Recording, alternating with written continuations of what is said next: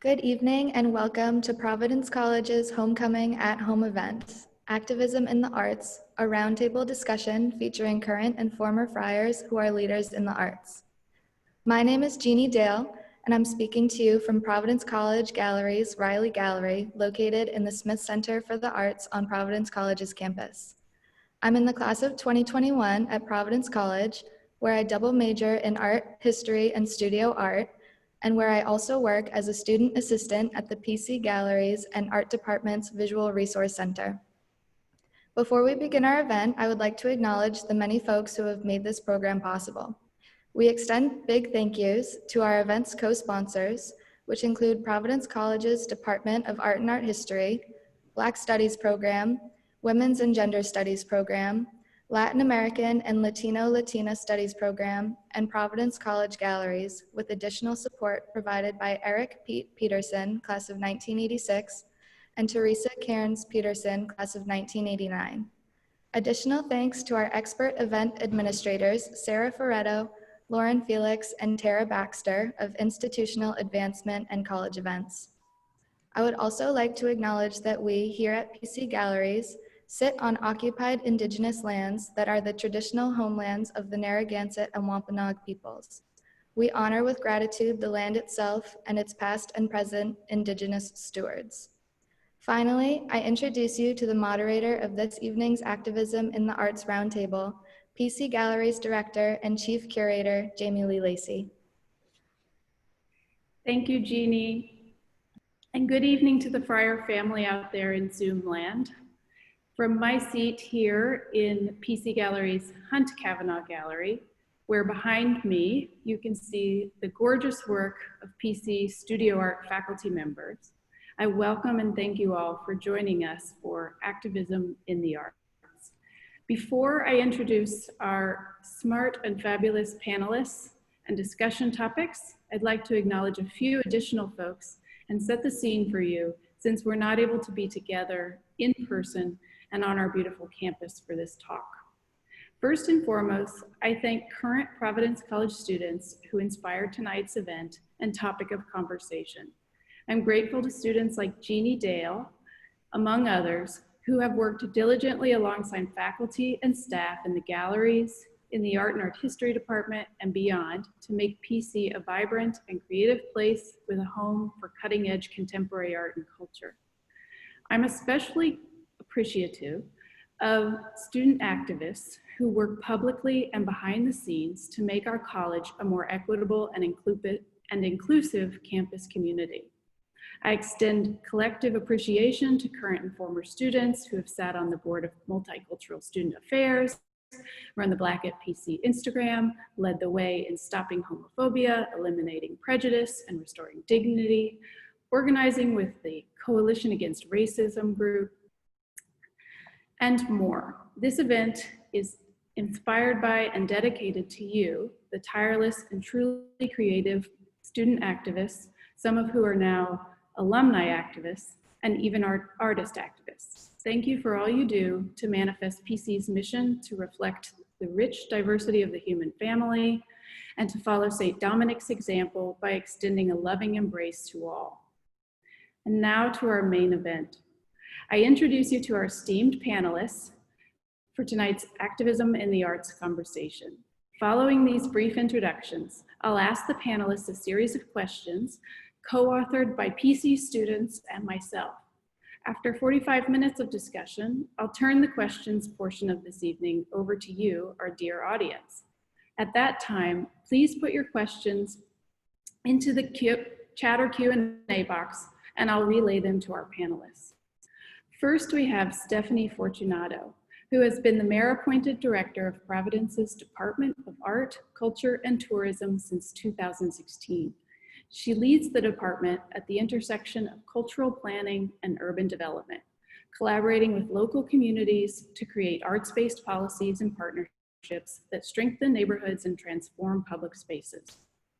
In her tenure, Stephanie has helped the department secure new resources to expand the staff and focus to include arts education, public art, commemorative work, and PVD Fest, the city's signature and super fun Destination Arts Festival. These initiatives have enhanced the City of Providence's brand and identity as the creative capital and have led to international collaborations.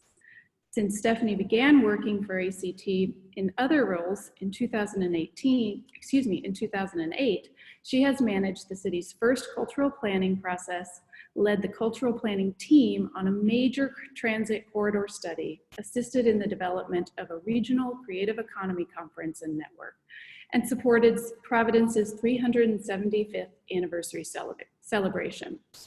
She has additionally overseen creative placemaking initiatives funded in part by the National Endowment for the Arts, ArtPlace America, and the Kresge Foundation, to name others. She is on the board of Waterfire and on advisory committees for the Providence Tourism Council, Congressman Jim Langevin's Arts and Culture Committee, and the New England Foundation for the Arts. Stephanie received her Master's in Public Humanities from Brown University and a Bachelor of Arts in 1997 from Providence College. Welcome, Stephanie, and thank you for being with us. We also have joining us Anjel Newmann. Anjel, also known as the MC, Medusa Black, is the Director of Programs for AS220 Youth, a nationally recognized award-winning after-school educational program and creative incubator for young people in Providence. Anjel is an accomplished artist herself, as well as an educator and an anti-racist organizer. Leveraging values of hip-hop, Afrofuturism, and anti-racism, her work is about co-creating spaces and places that center those most impacted by systems of oppression to realize their own potential through the arts.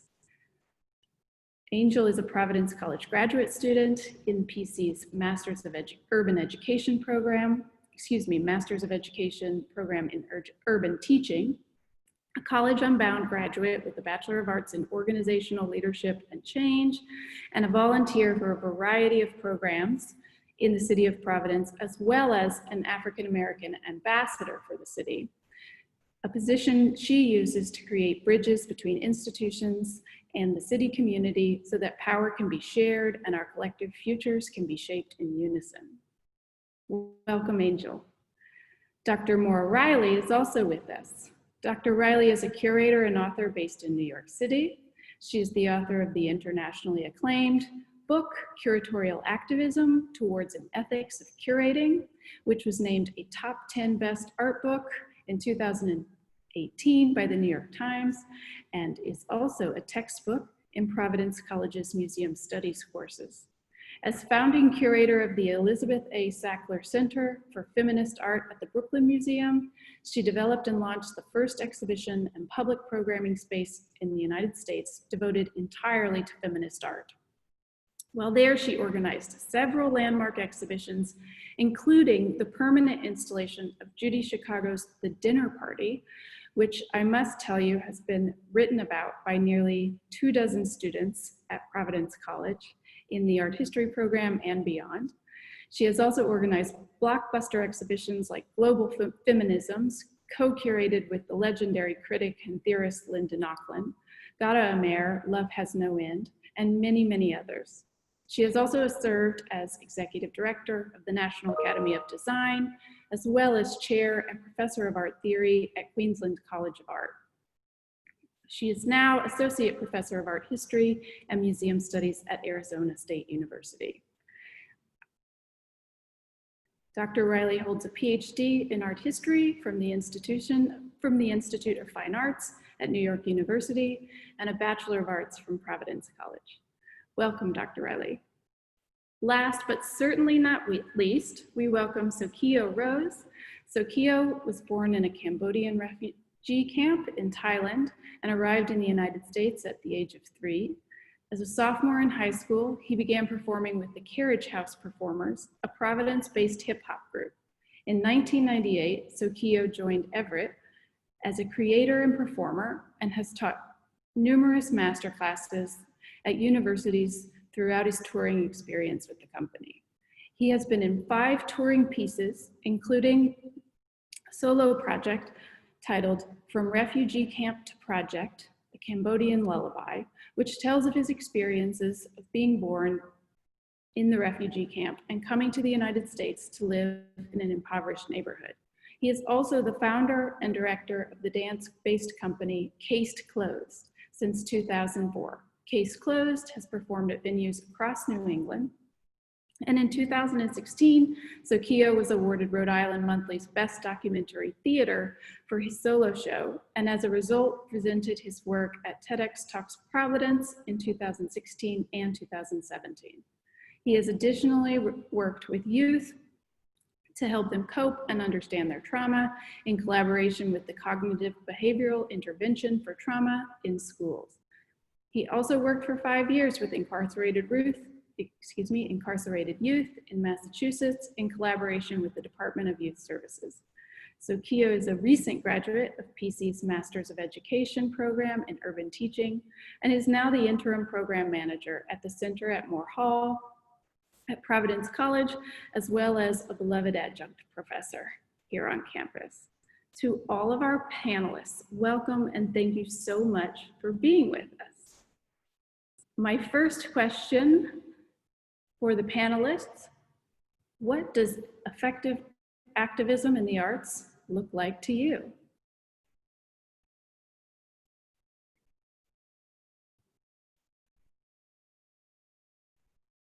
Sokeo, why don't you go first? Thank you for tossing that to me. So, I mean, for me, the whole thing for me, it's like, you know, the part of like a protest and activism, it has to be personal, telling the personal narrative, but also with the personal comes the community, right? The beloved community, the voice of the beloved community, the stories of the beloved community, and also, you know, besides the voices and the stories, it's like the collaborative effort of the beloved community and the conversation that comes forth from it. And whatever social justice issues or conflicts that are going on in that community right at that moment is where we come together and do a lot of speaking. So as a teenager, you know, when I was 16 years old, the beloved community was fighting against anti-tobacco, this anti-tobacco movement. And along with Anjel, as she knew as well, we fought like policy. And as a teenager, we're going in, we're collaborating, we're experimenting, we're exploring different avenues of how the arts can make change in this way and how it can be at a really national moment. So it's really taking the voices of the youth, the community, and really collaborating with them and understanding who they are, where they're at and why they're living there, and then taking that and then pushing that narrative into the forefront. So for me, it's really personal, but also from a communal sense.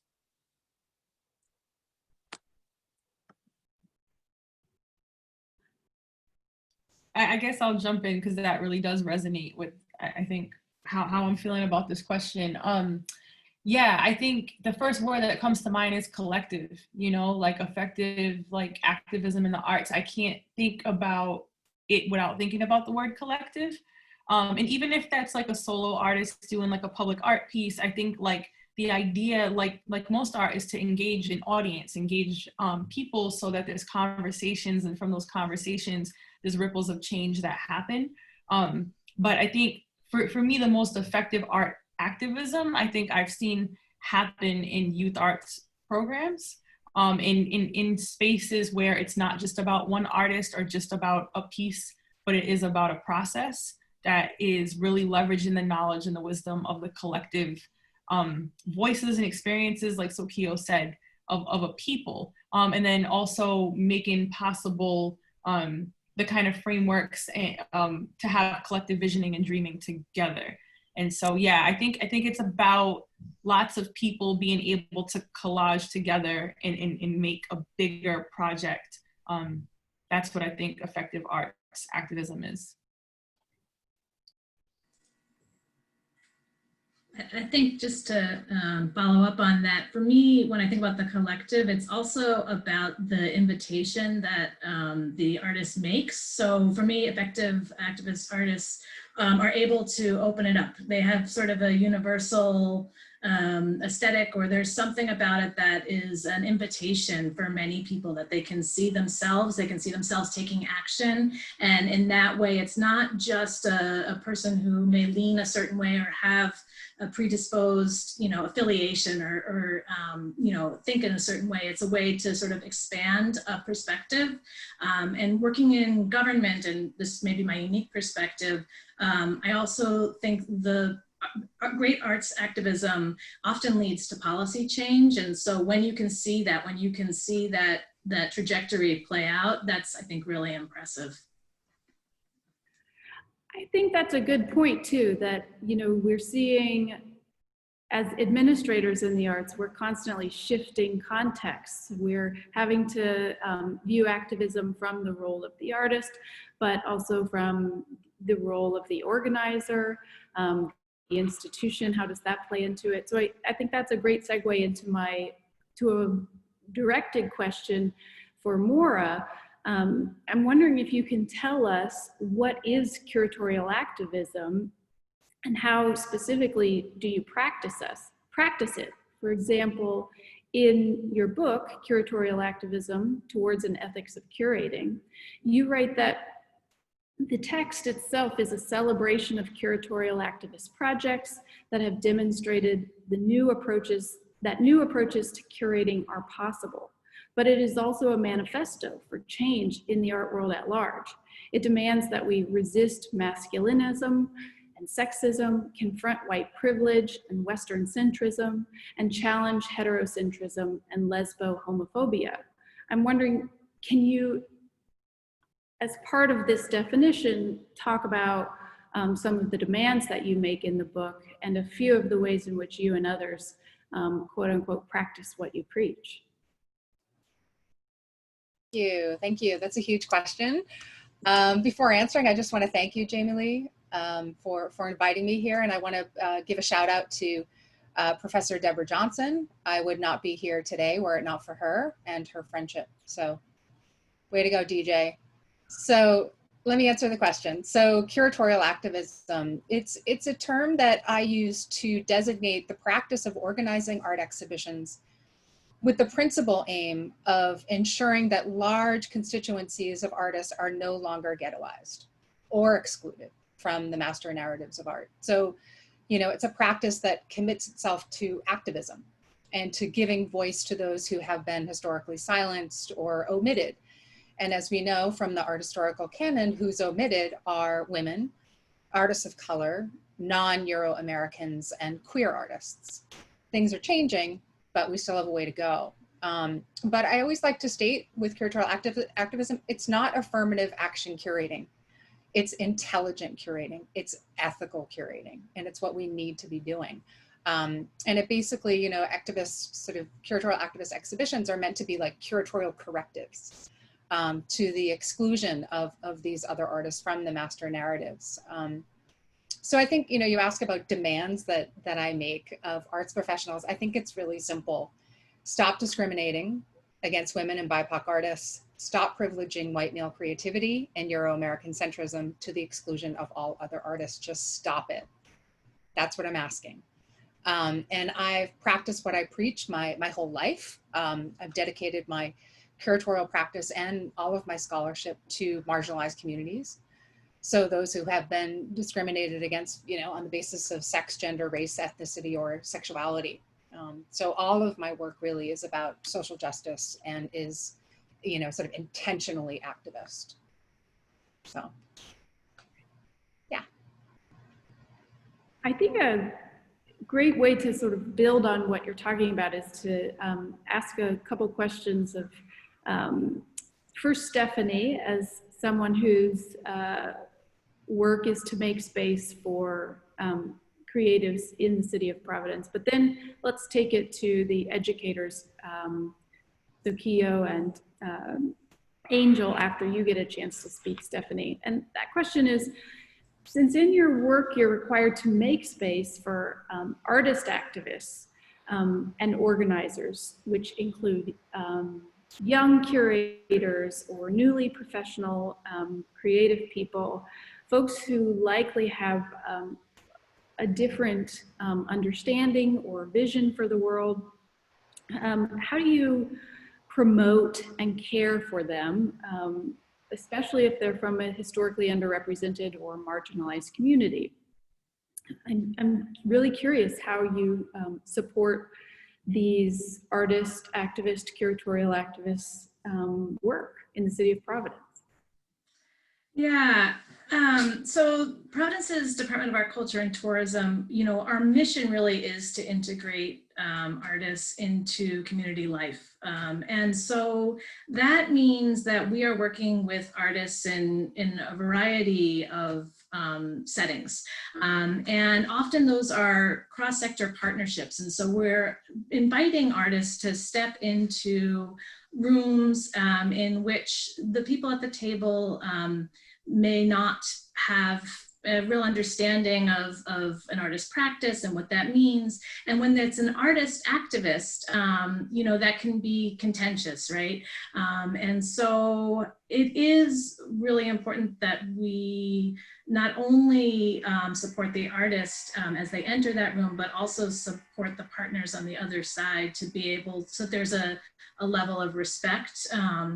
I fear that we're a small department, and I fear that we don't always have the capacity to provide the technical support and the project management to the artist activists, you know, as much as we want to or wish we could. I mean, honestly, it takes a lot of relationship building. It takes a lot of care and attention to nurture the individual artist, and especially in settings in which, you know, there may be a confrontational perspective, preparing both the artist and then those partners in whatever topic it is to be able to receive one another. There's a lot of support that goes into that. But I think for our department, I mean, to be honest, many of the staff members of the Department of Art, Culture, and Tourism, I think, are activists first and have come to civic life after that. And so it's always a balancing act because we cannot explicitly be advocates in our job. So we are more facilitators and conveners. And so it's providing a different kind of support, a safety net for those activists to be able to be empowered to make change.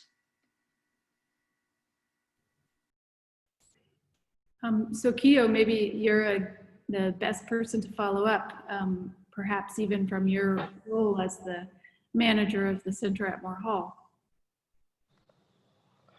So, I mean, so big shout out to Stephanie. She's been super supportive and she's super dope. And the whole team there at the Arts and Culture, man, I've been at PVD Fest and I've performed a few times, and, you know, we did our Pro Fest thing and they, you know, fully supported however they could. And, you know, she's been awesome. So I've known for a little bit. And yeah, so really making art is, you know, we're taking a creative spin on academia, right? From the education purpose series.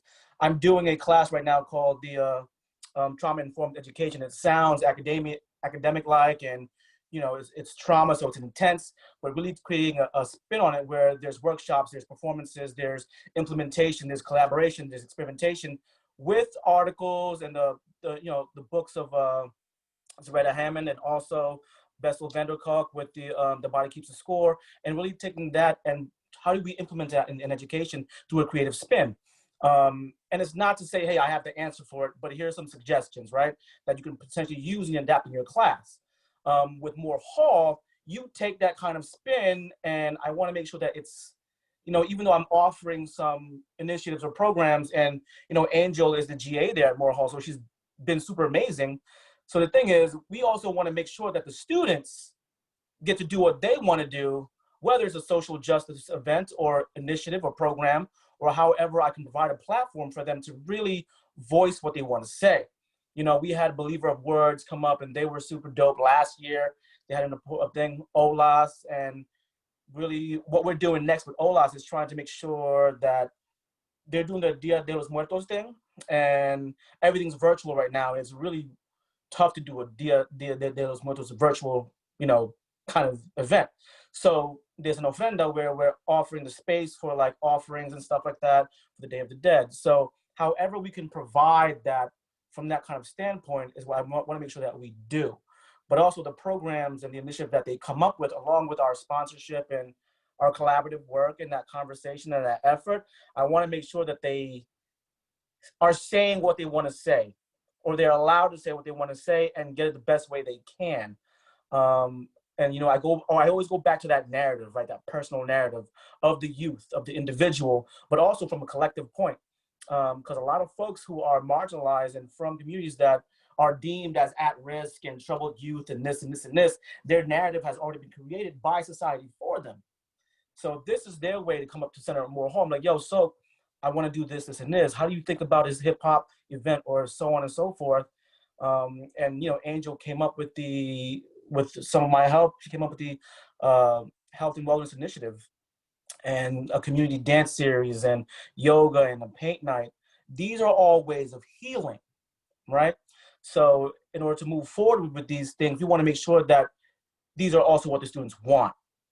So we ask, we talk, we survey. We don't want to make sure that, hey, we're doing this program, hope y'all try it. We want to make sure that we have some kind of say in it, and they have the main say in it. So voice is really important for us. So that's why we do what we do in that sense. You're muted. I'm muted. I think that's really interesting too.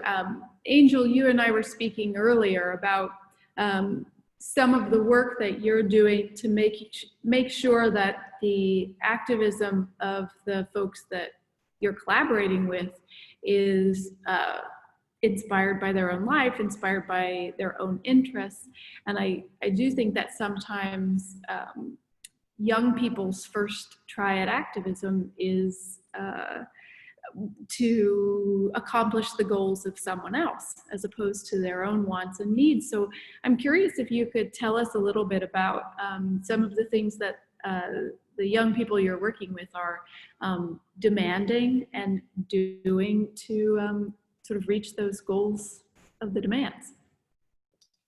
Yeah, definitely. Yeah, I think also just to point out, I think it's really cool how even though you know, Maura, Stephanie, myself, and Sokeo, and even you, Jamilee, all have like really different like positionality and titles and work in different places. I think there's a certain amount of yeah, like kind of like bridge work that we're all doing and like bringing people together. And I think all know it's not just about what we want or what we see, but it's about like making space for other people to do that. Like Sok said, like for other people's visions to have like space and have the tools and the resources to like come to fruition. I just think that's really dope.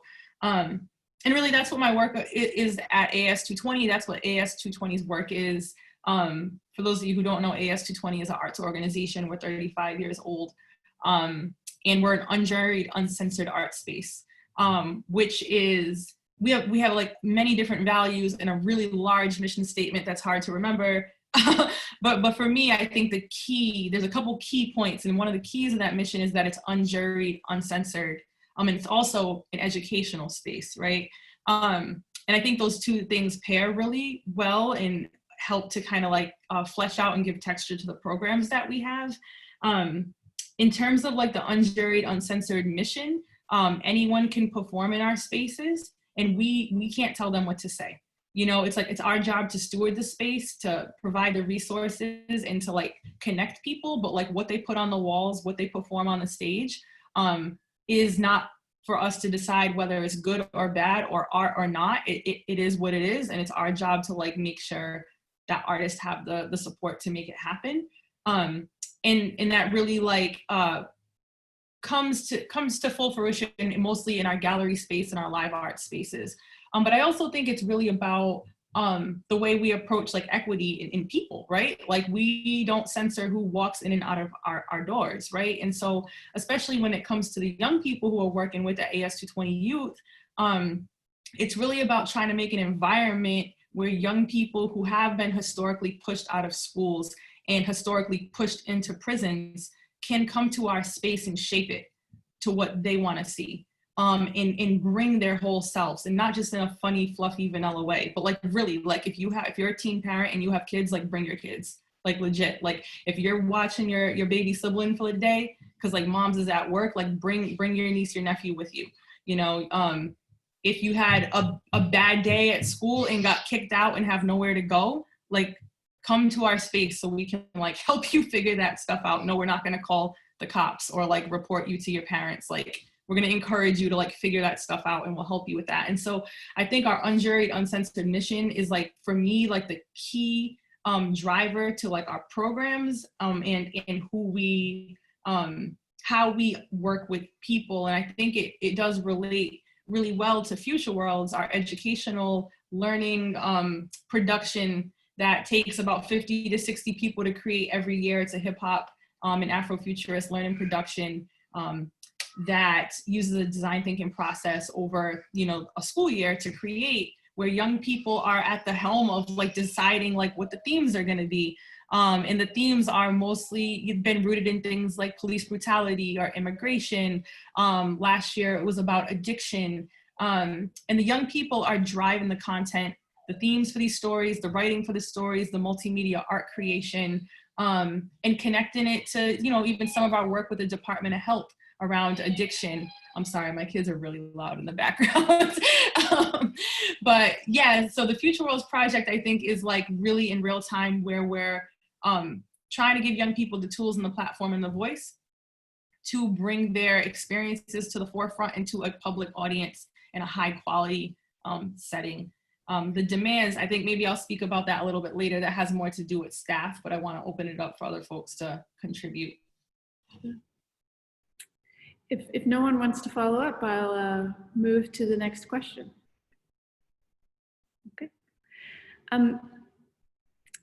I'm curious, and maybe we'll start with Stephanie or Maura, but I'm wondering if you could identify an instance in your work when either you have facilitated activism by artists or artists have approached you with a plan to actively make change, and how you sort of navigated making that space, or even you know, how you've been inspired by artists who have sort of used their work to demand something different of the world. Stephanie, you can go first. I mean, Providence is an amazing city for many reasons, but one is that like we have an abundance of artist activists who are really just doing amazing work. And so I've had the opportunity to work with so many artists on artist-led projects, artist-led activist projects that have just been incredibly impactful. You know, right now there's an artist named Scott Lapham, and he has an organization called One Gun Gone. And he started working, we started working with him about 2015, gave him a seed grant to help support an idea that he had just gotten started. He was working, he bought a handgun, deconstructed that handgun, worked with youth to understand how firearms worked, and then created artworks that did not in any way glorify violence, and but they created artworks from children's crowns and glass and made guns, or they looked like firearms, and sold them with the express purpose of purchasing more firearms to have them decommissioned. And recently we have been able to engage Scott in a gun buyback that the city is working on with the city of Central Falls. And so through our office, the deputy director was able to really create a bridge between this artist-led project and the Commissioner of Public Safety and community members, with the express purpose of really addressing gun violence in our city as a public health crisis. And I think this is an example. The gun buyback is happening next weekend, but in which having an artist help to change the conversation and invite community members, engender trust. Hopefully that will result in more people turning in guns next weekend and, you know, helping to make the city safer. But it's really this artist project that is driving it. And he will have the opportunity to take those decommissioned guns to create more artwork, which will then be able to be used to get more guns off the streets, right? So it's this arc, and it's kind of an amazing thing to see. This project came to us. We spent many years trying to get Scott in a position where he'd be able to participate in the gun buyback, and 5 years later it's happening. So I think that's another part of it, is sort of staying with these projects sometimes for many years, and really being able to develop trust, so that way others also can trust that these projects will actually help. And, you know, I think we often talk about artists as creative problem solvers. And so inviting them into some of these complex social changes, you know, really can have an impact in the long run. I'll just follow that up. First of all, I just want to say how inspired I am by my co-panelists and all that you're doing. So it's a real privilege to be here today. Just to follow up, I guess, to your question, Jamilee, yeah, I've had the pleasure of working with a lot of artist activists from, as you mentioned, Judy Chicago, but, you know, Mickalene Thomas, Nayland Blake, Cindy Sherman, you know, Dred Scott, Guerrilla Girls, and, you know, all of them, their primary goals are to institute broad change, right? That's their goal as artists. And so they're not working in like abstraction, right? Or neo-geo. And that's why I love that work. And they're the artists that I choose to work with or write about, not interested in any other artist other than an activist or social justice artist. There's an urgent need for it. So, and I, you know, have limited time, so I only work with political artists. So just wanted to say that.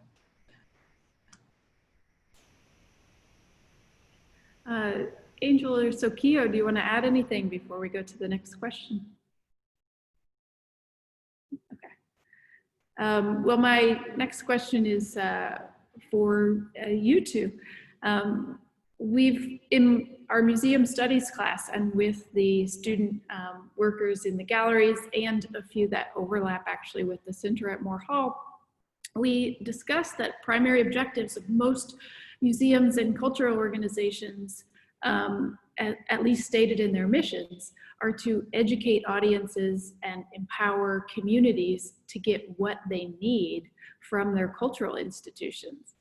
I'm wondering if, in your view, activism should be cultivated in the community by educators as well as with the folks who come to your programs?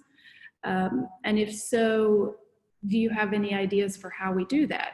How do we go out and develop activists within the community who we may not have immediate reach for?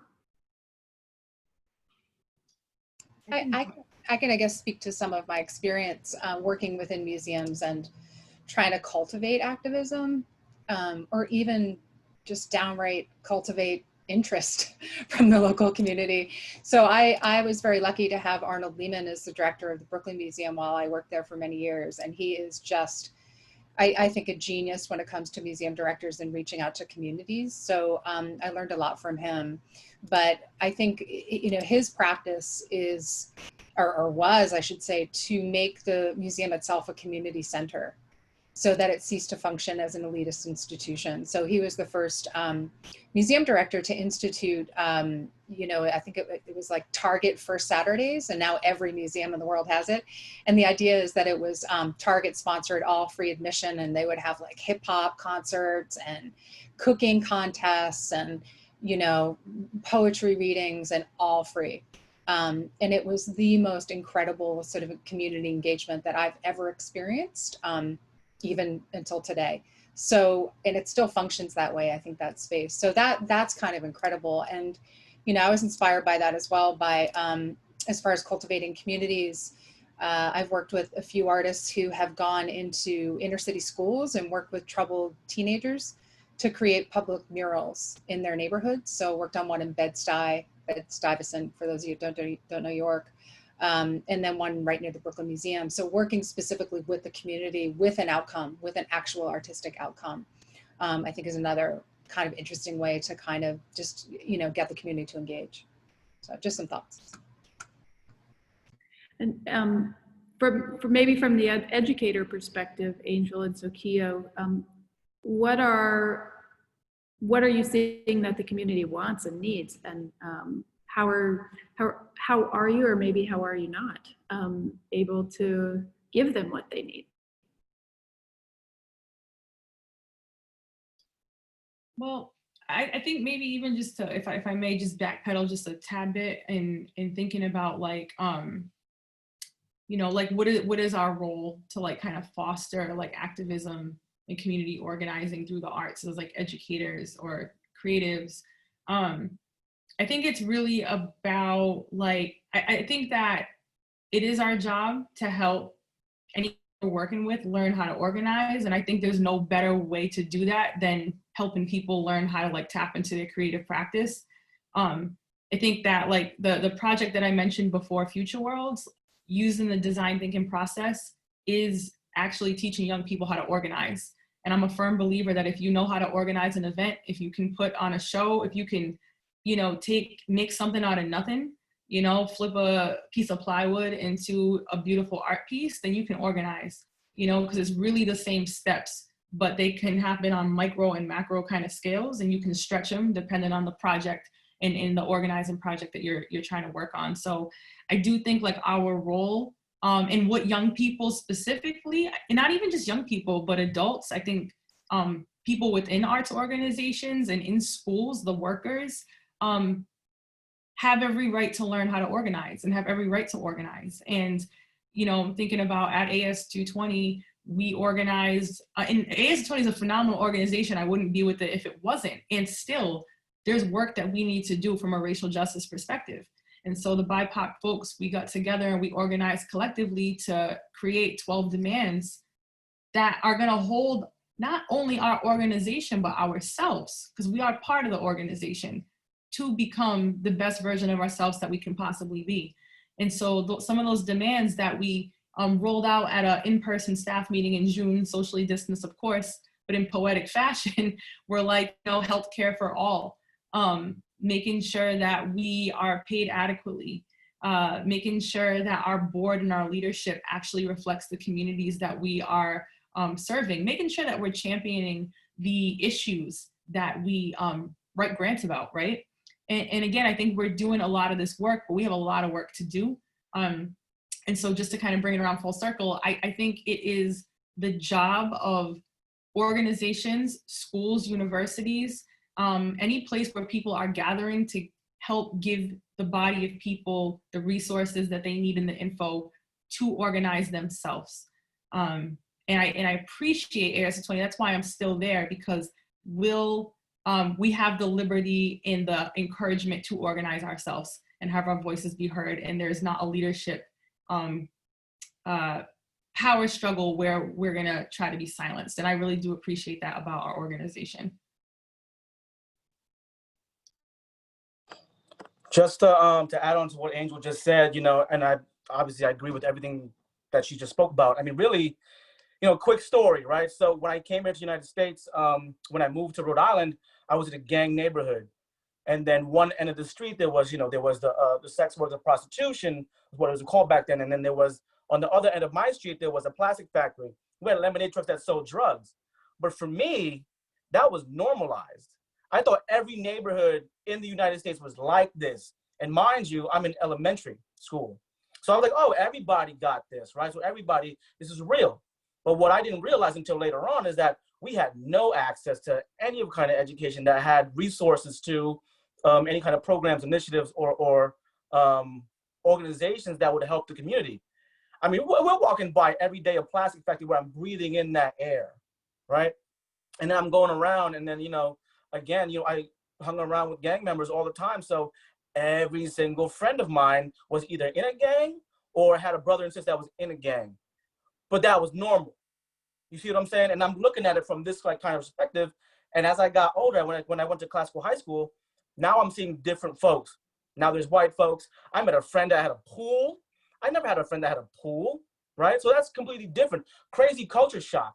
But again, I never had that access. And when we're talking about organizations that gives opportunities to learn that access, and then we can go back to the communities and do so, and do so with the energy that we were just fed, right? So, but it wasn't easy because no one would go to our neighborhoods because it was deemed violent, it was deemed as impoverished, it was called this, called that. So that narrative kept going to different schools and to different organizations and all these other places and institutions. Oh, you're from Hanover? Damn, you survived? Yeah. I mean, again, I said it was normal. Now, for me, being in when I went to high school, that wasn't normal because it was different than what I was used to, right? So when I found out about Everett Company Stage in School, back then I called the Carriage House, I started breakdancing just as a hobby, not knowing that dance and the arts and hip hop was the thing that literally saved my life. Because if not, I would have been dead in jail. So luckily, I stumbled onto an access to a resource because of friends that were doing it. And the friends that were doing it were gang members. So if it wasn't for them, I would have never made it here. So now that we got to this space and this place where we have the education, we have an education in many different forms, and really learning about, damn, that wasn't normal. It shouldn't have been normal. You were displaced. You know what I mean? And you were not given access. You were not given resources. And the community that you were in was kind of like left alone. But now that we're older, right, like Anjel did with AS220, now we're going back and we're working with the youth in these communities. If they can't go to our spaces, sometimes we go to them and create like gardens. They've done that. We've created playgrounds, things that the kids need that they don't see growing up. Like I didn't see a garden growing up. I didn't see no playground, nothing like that. And if it was in a school that was, again, in a marginalized neighborhood that was broken down. So I'm used to broken windows, trees with no leaves and cracks in the pavement. But I want to see a blue sky with some autumn fall. That wasn't really there until that access was opened up to me. So like Anjel said, they have to really make it intentional and be intentional with like, you know, hey, these communities probably don't have this access. Let's see how we can get going to that. So every time I do work now, because I'm still with Everett Company Stage in School teaching dancing with Case Closed, who started in 2004, those are the students I work with from my kinds of communities, right? So they know about the access, the resources, because their parents didn't. They're working their asses off trying to make it ends meet, you know? So they didn't have the time or the education or whatever so may be to do so. But the kids can help do that. And we had to show them the way, because if I hadn't stumbled on to dance like that, it wouldn't even be a story right now to tell y'all. I think that's a great point that you bring up, Sokeo, about awareness of your community, especially as an arts administrator. So I direct our next question to Stephanie, which is, if we think about having genuine inclusion, we also have to think about how those in power must indeed be both self-aware and culturally aware, especially in regards to the members of the communities they serve. I find that in many cases, arts leaders actually have to relinquish power to either the community or the artists coming from the community, if any meaningful presentation or even meaningful changes can be made. I'm wondering, Stephanie, from your experience of making space for so many artists or initiatives or working within policy even, you can tell us about an instance where either you or an artist that you were working with had to speak up or go against the grain somehow to make the project work in a way that's effective.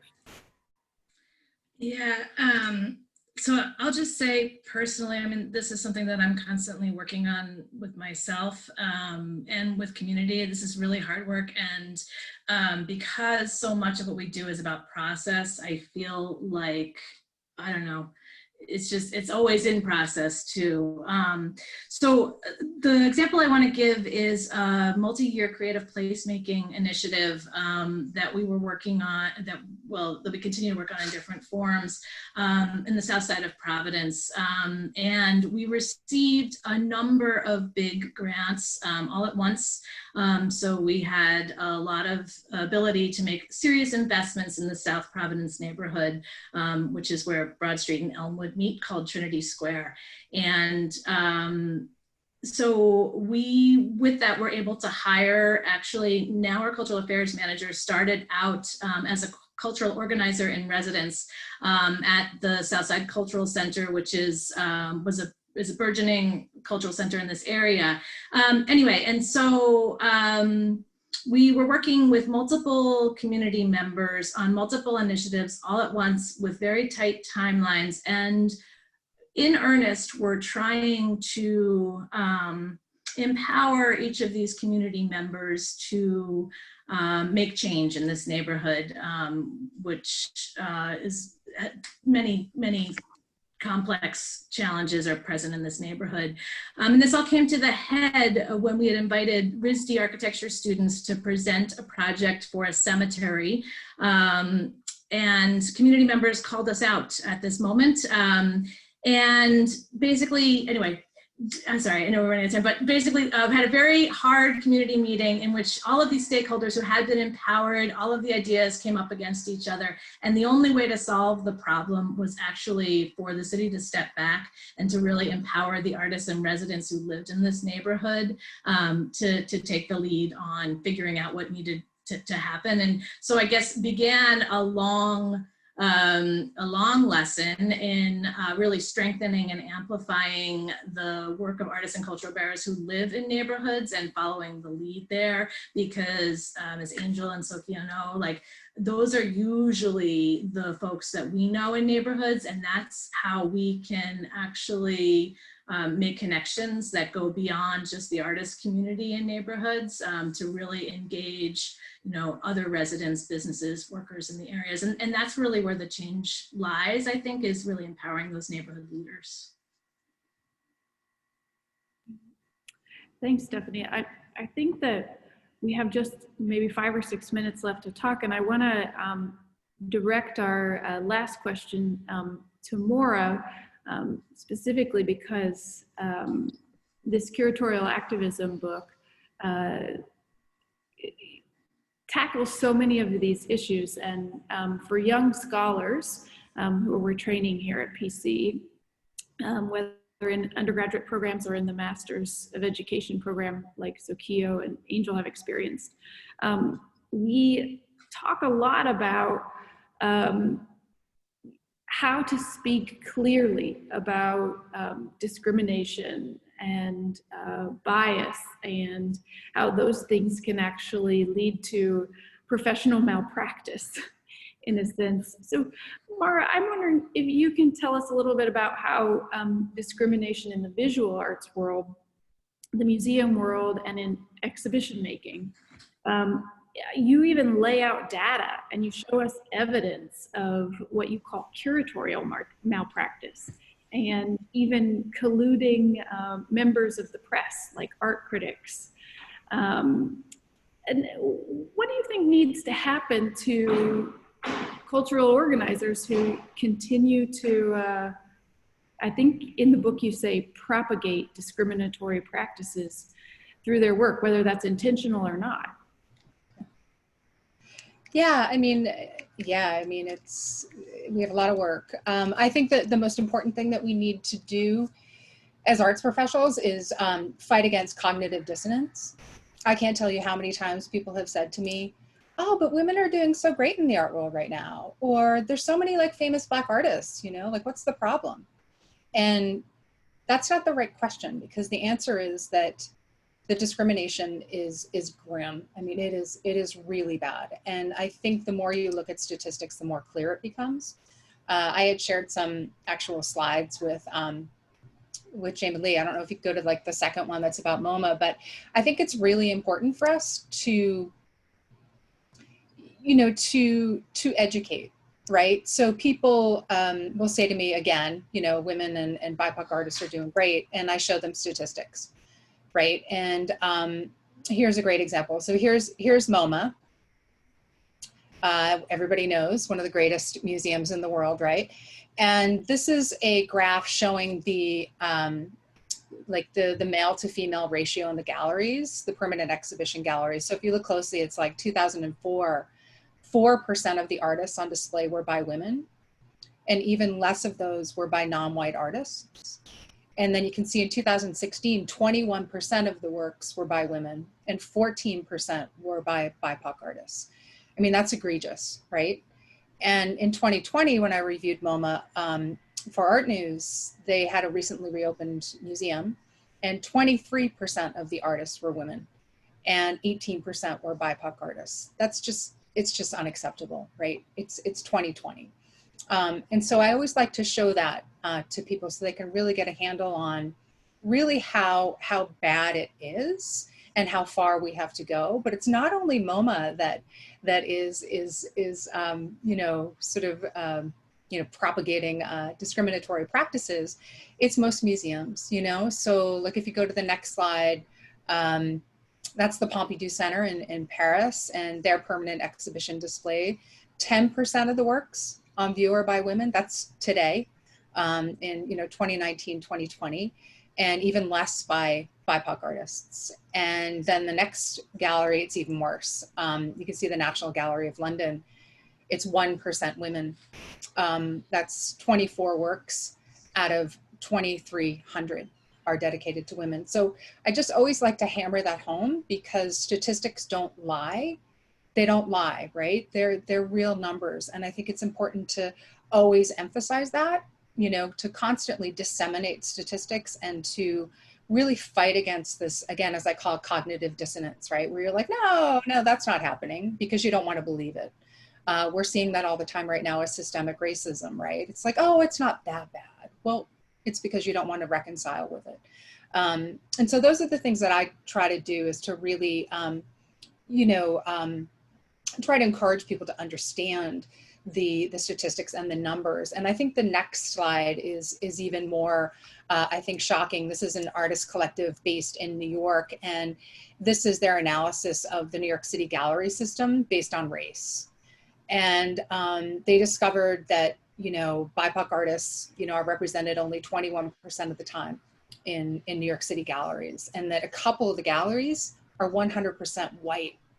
That's just so shocking, right? 100% white, not one artist of color. So again, clearly, you know, discrimination is you know, really needs addressing. So statistics, I think, are huge, but I think also encouraging, you know, people like mainstream curators, meaning non-activist curators, to really rethink or re-envision their definitions of greatness, right? That, you know, whenever you hear about, you know, what Western Civ, right, at PC, or the greatest artists of our day, you know, it's always, you know, white, American or Europeans, privileged, you know, of a certain class, male, inevitably.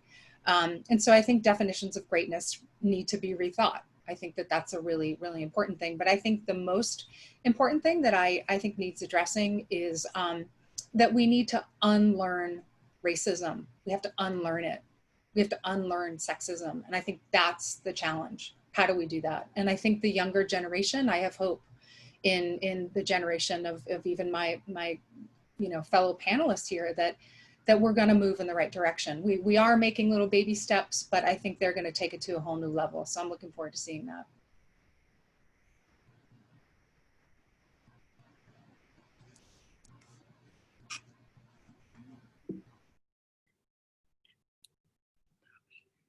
Thank you, Maura, excuse me. I want to get to questions, but I think before we do, if everyone could, if all of our panelists could just make a quick shout out to, or some praise for others, who are some of the activists in the arts or even beyond that you most admire right now. And while you're answering those questions or making those lists, maybe some of our viewers in the audience can start sending their questions to us. Angel, you want to go first? Yeah, there's so many people. You know, I have to shout out my homeboy Vadik Kawumba, who's like one of my best friends and illest artist activist I've ever met. I've learned so much from him, and we're so lucky to have him in Providence. He's from Florida originally. Shea Rivera Rios, who's our former artistic director at AS220, who's just boss and like inspiring me. And I would be completely wrong to not shout out like who I consider to be a god, Bert Kranke, who founded AS220. And to me, that's the illest. It's like about creating, I think his best work was AS220, and that's no shade on his collections, but like he created an art piece that he dedicated his life to that's generative, that's been given for 35 years and will give more. Like an art piece that can keep on giving and giving and growing is like what I'm after. And so Bert has my heart forever.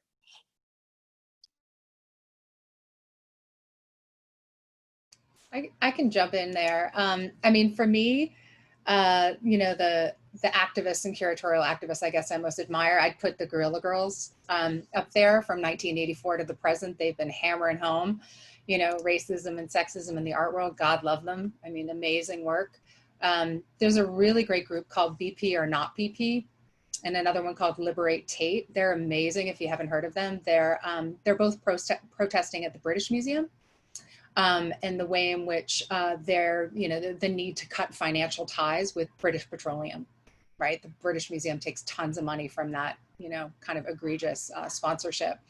And they also host like stolen goods tours at the British Museum, and they stop at every object that was looted, right? You know, there's another group, Extinction Rebellion, and they're looking at museums and climate change. And then I guess the last one I would announce that I think everyone who's listening should follow is #ChangeTheMuseum on Instagram. And they're basically like publicly and anonymously posting allegations of discrimination at museums. And it's really making a difference, and it's really raising a lot of conversation from the, you know, internal staff, like really criticizing, you know, the powers that be and speaking to power.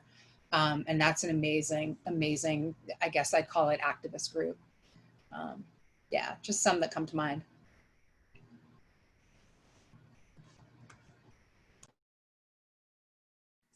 I think Angel mentioned a couple of my favorites, but and I would say Angel is on that list, as well as Sokeo. You guys are some of my favorites in Providence. But I'd also say Kate Shapira, who's she does this amazing climate anxiety booth that I really love. The Dirt Palace, Pippi and Xander are just amazing, pushing for, you know, more a lot of what you're talking about, creating feminist art collectives. Becky Davis, she's an artist doing amazing work, really exploring new narratives around monuments and commemorative works. God, there's so many in Providence, but you know, Sebastian Ruth, Community Music Works, there's so many people. And I think nationally, I just wanna say that Michelle Angela Ortiz, I heard speak last year and has a project, Familias Separadas. And God, this work is so amazing and pointed at immigration. Did a large scale ground mural outside of an ICE office, I think in Philadelphia, that just like hit me, you know, like my insides. I think it's just some amazing work. And Tanya Bruguera also, just super amazing work. And I could go on, but yeah, I think we're living in a time in which so many artists, activists have a platform, and that's really exciting.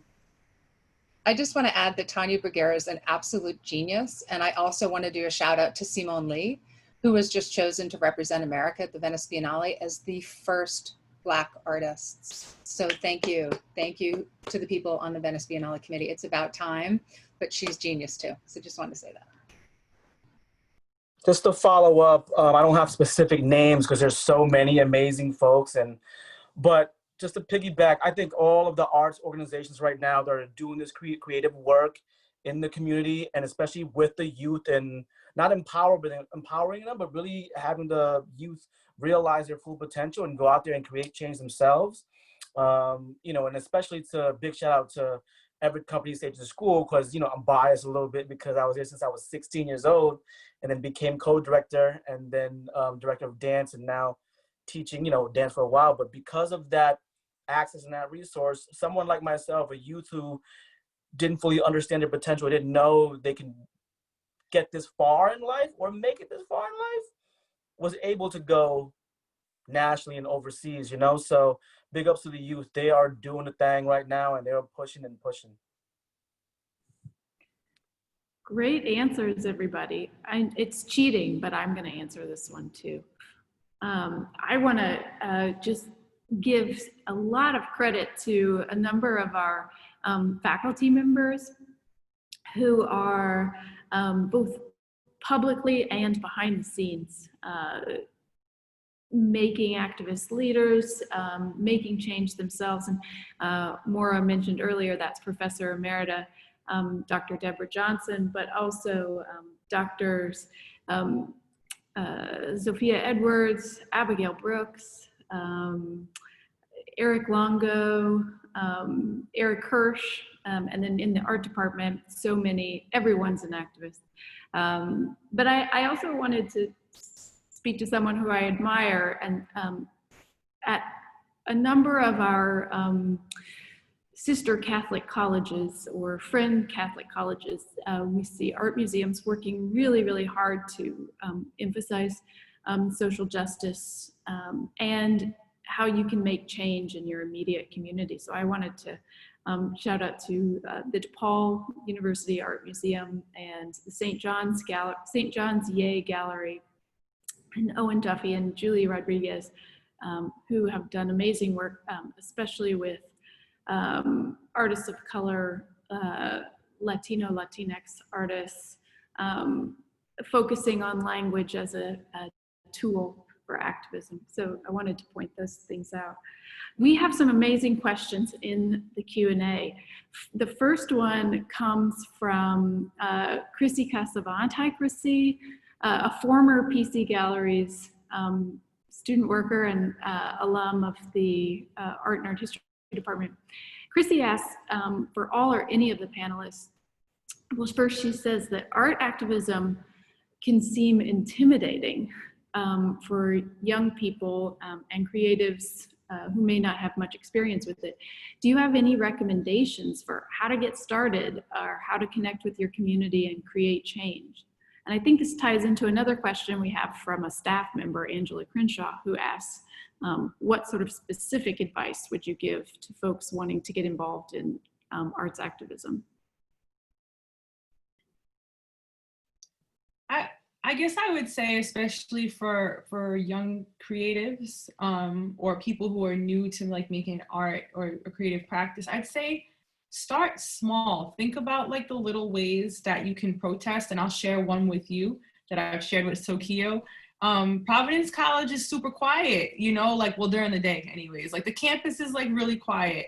And that bothers me, you know, because it kind of is like not representative of my culture and where I come from. And I like music, I like laughter, I like noise. And I know Providence College has a lot of that in different places, but like coming to the campus, I was like, this is really weird and I don't feel in place. And so my little acts of protest that I started doing was playing like Malcolm X speeches on my phone when I walk through the campus, which is kind of petty. But it's my way of getting into activism and protesting in a very small, kind of tiny way, which, you know, I think might seem petty and small, but I think there's like little ways you can practice, like building up the courage and tolerance to start speaking your mind in places that might feel uncomfortable.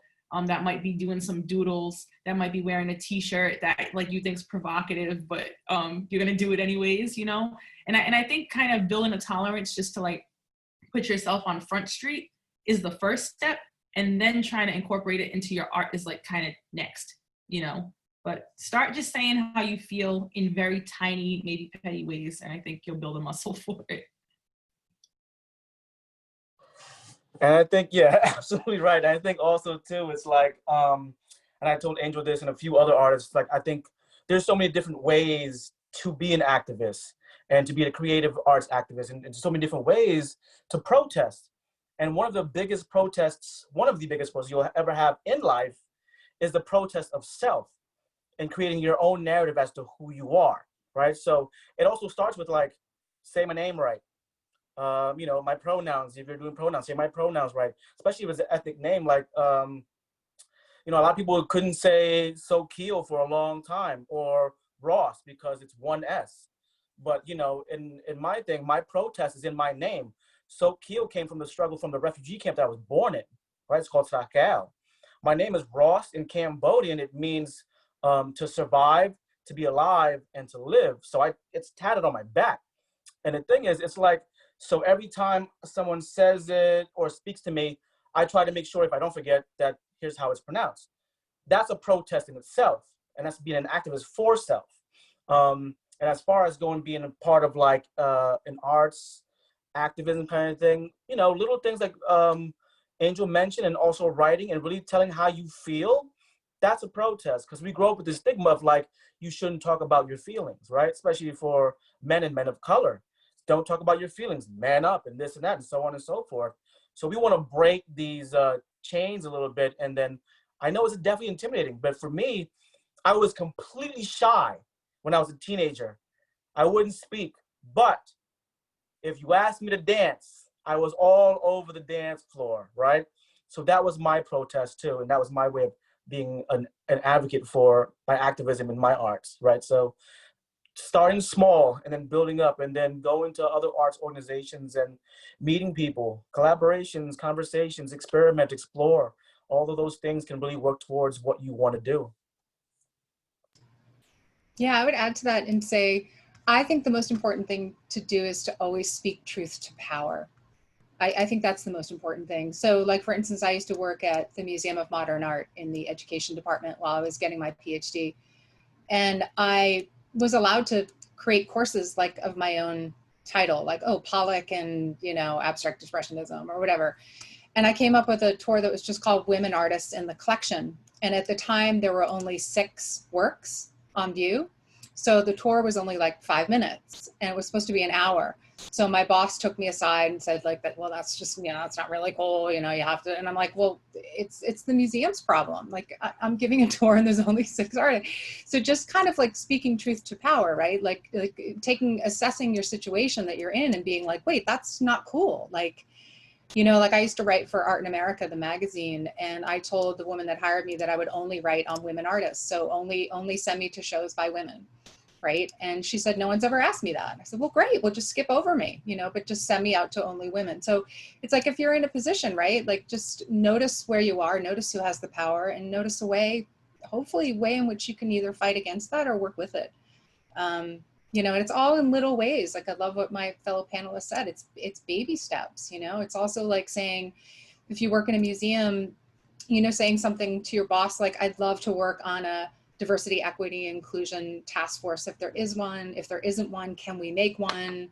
And, you know, how can we hire a more BIPOC, you know, staff member? Like just conversation, speaking truth to power, small action, you know, dialogue.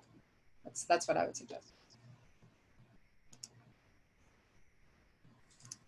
I want to quote Bert Kranke for a minute. He said, show up. I think he also said on time. I've never learned that second part, but one of the things that AS220 always does is shows up at all of the meetings. And there's always a public discussion moment. And I will say young artists who show up at the public hearings and speak up. I mean, this past year, the finance committee looking at the city budget, the artist activist community showed up and they really questioned the public safety budget in ways that I don't think City Council was used to. And it was 9 hours of testimony, and big shout out to Vatikumba and Shea Rivera for their work in particular on that. And now we've been able to engage those 2 artists as artist facilitators to work with the city and on a project, an arts-based project to really unpack that work. So sometimes, you know, there's unexpected opportunities that can result from just speaking up in all the places that you possibly can. I think one of the things we've all, like the one link is exactly what Stephanie said, speaking up. like just talking, right? We're taught to be sort of passive participants or passive observers. And if you can become an active participant and speak up and involve yourself in the conversation, I think that's how you can begin to kind of be part of the conversation, right, about activism. I think also that's a good segue to a question from Moira, who asks, how do you navigate the fine line between appeasing a donor base or a funder versus the call for maybe new and challenging work? Does arts activism or curatorial activism address that conflict? Well, I can say that I don't talk about that in my book, Curatorial Activism, but I am talking about it in my next book, which is called The Ethical Museum. And I have a whole chapter called Toxic Philanthropy.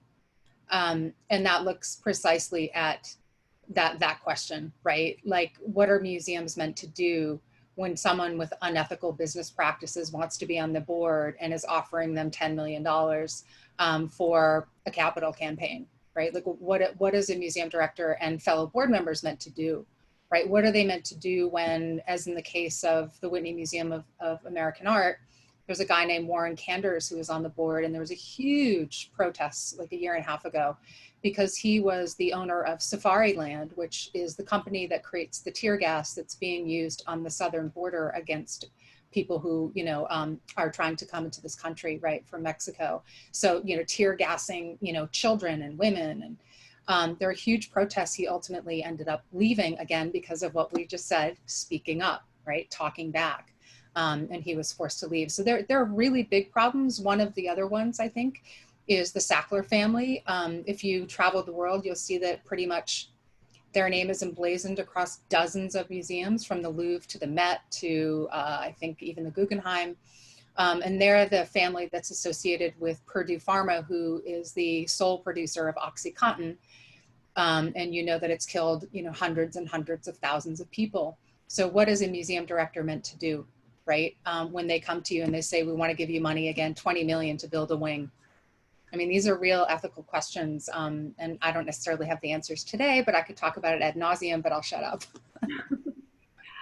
I think I want to add on to that question, because Anjel spoke a little bit to it earlier, that the boards, which Moira boards tend to be a pretty huge chunk of the donor base for cultural organizations. So Anjel, you talked about what we need to do with boards and how boards can maybe need to reflect certain things better. Maybe you could expand on that. Yeah, definitely. I think that it's similar in schools, boards, organizations. I feel like we put a lot of energy and time into like, how can we, you know, make a more culturally relevant board, or, you know, like leadership, or how do we, like, you know, teach like privileged white kids how to work in our communities. And my thing is, like, you're putting your money and your time into the wrong efforts. Like, we actually just need to hire people from our communities to run the organizations that are in our communities. And the same thing with the boards. Like, if we actually put even a fraction of the effort into reducing the systematic barriers that prevent people like me and Sokeo from like getting executive director titles, right? All the way from education to our experience, you know, in the art world, then we wouldn't have these like inequities in these issues, to be completely honest. So I think like what the goal needs to be is like, stop. I mean, yes, like make sure people of all races and all cultures and heritages have access to education, including anti-racist training and education, but put your resources and your time and your energy into reducing the barriers that prevent people of color, specifically Black, Indigenous people of color, from having leadership positions. I think that's what we need to focus on, and we'll see a dramatic change in how we're dealing with hiring, how we're dealing with HR, how we're dealing with who we're even getting money from, and the type of like curation that's even happening. I don't want to beg people to put me in a museum or on a stage, you know, like that. That's not it. So I think we need to change leadership completely. Okay, we have a question for Dr. Reilly. Considering the shocking lack of women that you've demonstrated so well this evening with the graphs and infographics, can you say anything about the politics behind the permanent installation of the Judy Chicago exhibition of the dinner party at the Brooklyn Museum? Did this work by a female artist also meet with opposition, or was there something that set this piece into a different category? And that question is from Dr. Joan Branham, an art history professor and the Associate Dean of Arts and Sciences at Providence College. Thank you, Dr. Branham. Hi, Dr. Branham. Thank you for the question. Yeah, I've actually written an essay specifically on how the dinner party arrived at the Brooklyn Museum. So I'll send you a link if Jamilee gives me the email address. But yeah, I mean, it was a very, very complicated process of getting that work of art on permanent display. And principally it had a lot to do with just community uproar over feminism.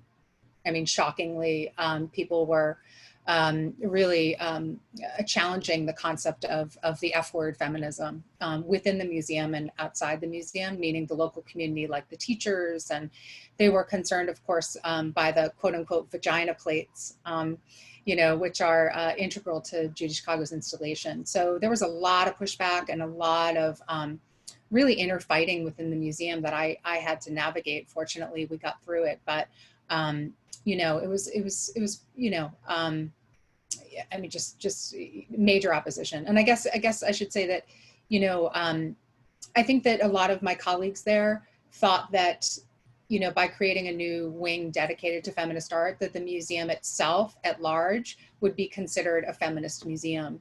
And so it was really important to me to not have the center be kind of ghettoized, like as the separatist space. So the way that we placed the center within the museum is that you have to walk through it to get from one area to the next. So every single visitor to the Brooklyn Museum on the 4th floor has to walk through it. So it doesn't function again as a kind of separatist space. It really become integral part of the kind of museum itself. So, but I'm happy to have a sidebar conversation with you about that too, if you want. I wonder if maybe Stephanie, you could, I don't know if you can speak from an individual perspective, but in the recent news stories, we've seen a lot about monuments and things being taken down, specifically the Christopher Columbus statue.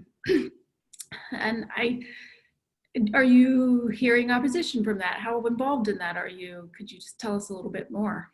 Yeah, so we've actually been working on a policy for commemorative works in Providence for a couple of years. So actually it's kind of amazing to see this heightened awareness of monuments, because I have to tell you, for most of my career at the city, I've been trying to stimulate a conversation about this, and everyone was like, oh, you know, that's not a thing. And then, you know, 2017, I think we saw just increased visibility for monuments and communities, and how they were symbols of oppression in so many cases, and the great need to really reevaluate who and what and where we were dedicating public space to. So we have just created a special committee for the review of commemorative works. And this committee, it's actually also kind of amazing because the mayor's office, the mayor and city council came together to form this committee. This Thursday, it is actually going to be official. So it is something, again, that we've been working on for a really long time. So it's really exciting. But what we're doing is creating a process for the public to be able to really have a robust discussion about commemorative works. There's an application, and so people can submit nominate statues or any other kind of commemorative works for review. So we'll be looking at existing works. Christopher Columbus has been the subject of all of the applications that we have received. So the city of Providence had a Christopher Columbus statue in the collection. It was installed in 1893. It was Rhode Island's, entry into the Columbian exhibition, and it was designed by Auguste Berthold. And so it was an interesting art historical object, right? We're here, I see my art history professors, Dr. Beckwith, Dr. Johnson here.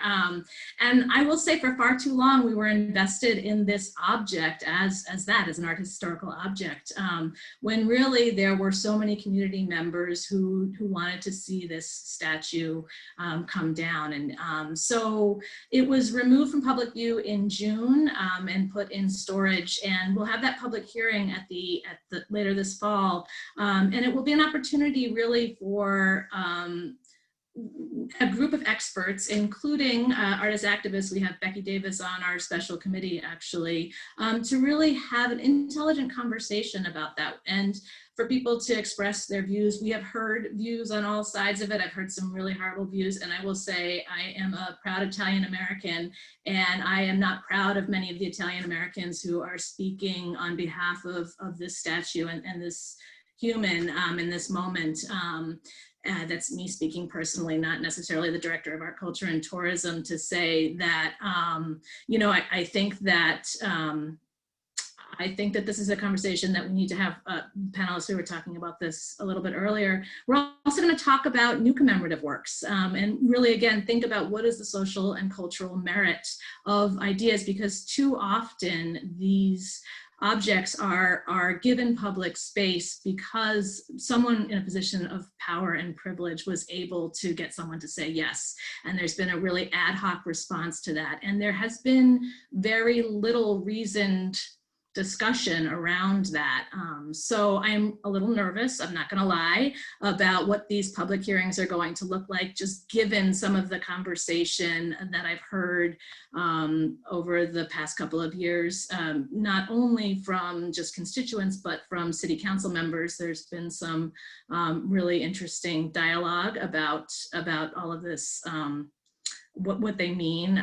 But yeah, I think it's really important, though, that we do have a way to come to some sort of collective understanding and to really think about what are the stories that we're telling, and then have an opportunity to change that narrative as communities change, as learnings or unlearnings, you know, are more understood. I think it's really important that we revisit our history, and that we make way for all community members to have the same access to public spaces. You know, back to that question about power and privilege, I think I see that play out most often in how we use public spaces in the city, and who gets to use those spaces and who gets a say. And so we're always trying to clear the barriers so that we can really make sure that it really reflects all community members. Thank you, really fascinating. So we just have 2 minutes left, and I'm gonna ask Anjel and Sokeo to close out the program for us. Maybe Anjel first and then Sokeo. Just to riff on that question, can you tell us about an instance of opposition, whether you've opposed something or whether someone's opposed to something that you're doing, and just some insight on it. And then Sokeo, maybe since you'll answer last, you can tell us a little bit about how at the center at Moore Hall, which I think is a space on campus where a number of dialogues, diverse conversations from diverse perspectives play out, and what value our campus community can draw from that. So Anjel, just to reiterate the question, can you talk a little bit about opposition and how you deal with that? Man, opposition feels like the soundtrack to my life in so many different ways. But I think when Stephanie was talking, and then Jamilee, as you framed that question, what it brought to mind was a memory, and I'll keep it very short. But just I got my bachelor's degree from College Unbound, a pretty amazing college out here.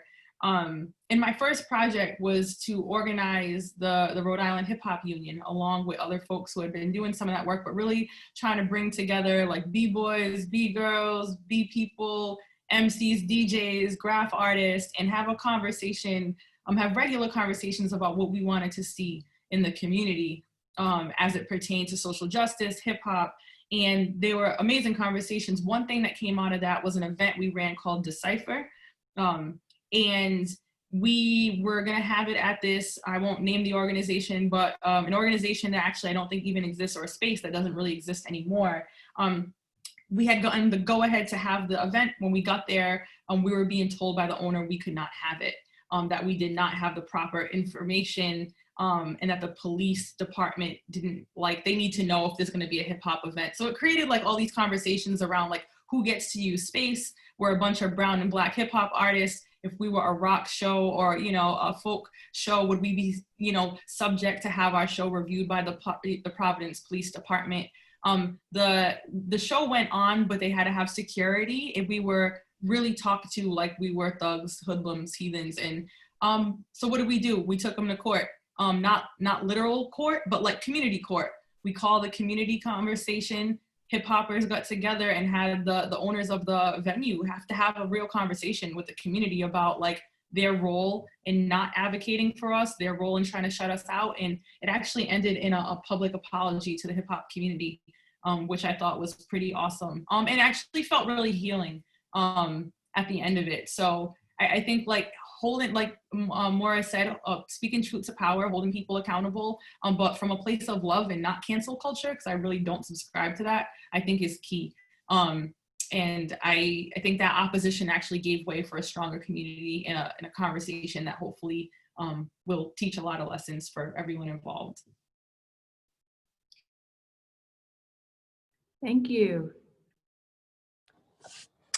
Jamilee, can you repeat my question one more time about Moore Hall? Sure.